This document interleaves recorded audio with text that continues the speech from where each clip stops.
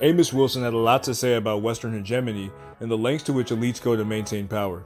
In his book Blueprint for Black Power, he speaks about various think tanks that are funded to produce ideologies to carry out various status quo agendas.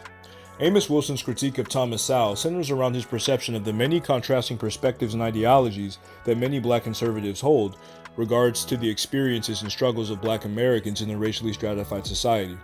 Wilson argues that Sowell's analysis fails to address the systematic issues of racism and oppression faced by black people. One of the many points of contention between Wilson and Sowell is their differing views on the impact of conservative policies on the black community at large. Wilson argues that conservative policies, such as those championed by Sowell, perpetuate social and economic inequality. He attributes the economic collapse in the financial sector, the mortgage crisis, for-profit wars, and limited opportunity for freedom and equality to the conservative movement. Amos Wilson sees black conservatives as being manipulated away from an African-centered consciousness and aligning themselves with a Western ideology that blames internalized deficiencies of African individuals for their lack of success. Wilson also critiques the representation and role of black conservatives in society. He suggests that black conservatives are used as pawns to hinder anti-colonial movements and maintain the status quo. Wilson points to figures like Clarence Thomas, Michael Steele, and Herman Cain as examples of black individuals in positions of power who promote conservative views to divert the political intentions within the African American community. He views these individuals as intellectual clowns, manipulated by the white establishment to support the notion that ignorant black people are responsible for their own plight. Furthermore, Amos Wilson highlights the role of the media in perpetuating conservative ideologies and influencing public opinion. He argues that media outlets controlled by a few who are in control of the economy strategically manipulate information to shape minds. Wilson suggests that black conservatives who have easy access to the media use their platform to espouse views that align with conservative narratives, thereby hindering African-centered movements. In terms of intellectual resources, Amos Wilson refers to the work of Chancellor Williams in The Destruction of Black Civilization, and he cites Williams as providing analysis for answers, promoting black self-determination, and supporting the need for an African-centered socio-political and economic system. He also emphasizes his own work, which provides sociological, political, and economic analysis that shed light on the contemporary reality and expose the flaws in many of the arguments that black assimilationists hold. He mentions the American Enterprise Institute for Public Policy Research, which is a very prominent conservative think tank founded in 1943, focusing on economic policy, foreign and defense policy, and socio-political studies.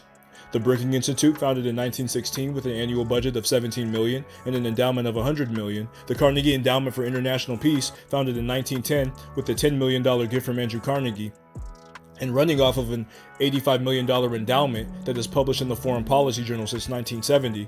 The Cato Institute, founded in 1977, that has gained prominence due to its intimate relationship with the Reagan and Bush administration and the ascendancy of the GOP in 1984. The Center for Strategic and International Studies, which publishes the Washington Quarterly, dealing with arms control, technology, international business, energy, and environmental issues. And the infamous Heritage Foundation and the Hoover Institution. Then he squares up on the Manhattan Institute of Policy Research that was originally known as the International Center for Economic Policy Studies in 1978 and renamed the Manhattan Institute in 1981.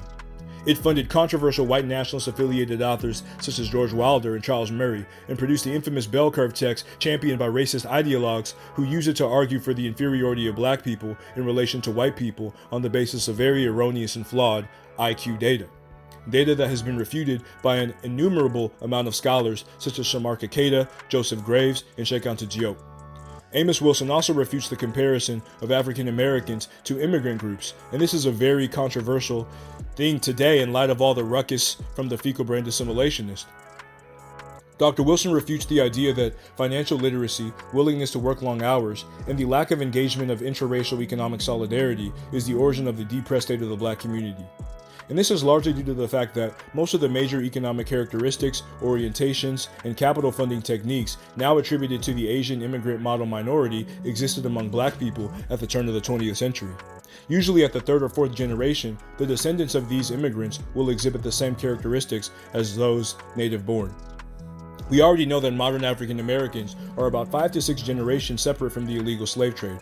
We also know from the analysis of Dr. Sterling Stuckey that the economic and cultural development of new Africans who liberated themselves from chattel slavery mirrored the social formations of the pre-colonial African territorial states that they were illegally trafficked from by European colonial powers. A combination of forces from the governmental infiltration of black organizations, the development of the misleadership class, to the assimilationist posture exhibited by both the black right and the black left led to the dissolution of black economic autonomy.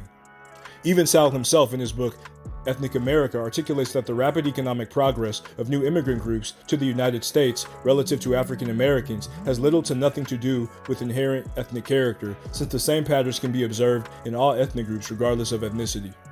Wilson predicted the intensification of racial politics that we saw during the Obama era, and that the struggle for equal rights under the Constitution will persist for African people. He suggests that the conservative movement, with its emphasis on states' rights and the protection of white privilege, will continue to pose challenges for the advancement of racial equality, and that the future for black people in Western nations cannot exist without a strong Africa. In conclusion, Amos Wilson's critique of Thomas Sowell revolves around the contrasting perspectives that he holds on the experiences and struggles for African people in the diaspora.